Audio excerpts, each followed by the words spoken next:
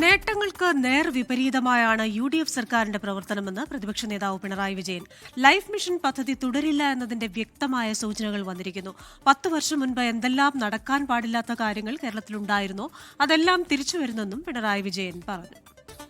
ഒരു മാറ്റം വേണമെന്ന് പൊതുവെ ചിന്തിച്ചതിന്റെ ഭാഗമായാണല്ലോ UDF സർക്കാർ അധികാരത്തിൽ വന്നത്. എന്തൊക്കെയാണോ നേട്ടങ്ങളായി നാം കാണുന്നത് അതിനെല്ലാം വിപരീതമായ നിലയാണ്.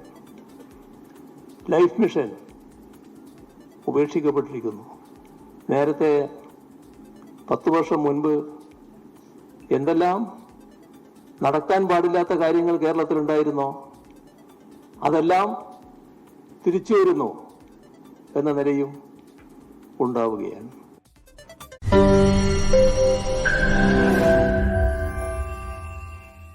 ലോകത്തെവിടെയായാലും ഏത് സമയത്തും 24 വാർത്തകളും ഓഗ്മെന്റഡ് റിയാലിറ്റി പാക്കേജുകളും എക്സ്പ്ലെയിനറുകളും വിശദമായി കാണാൻ ഞങ്ങളുടെ YouTube ചാനൽ നിങ്ങൾക്ക് സബ്സ്ക്രൈബ് ചെയ്യാം.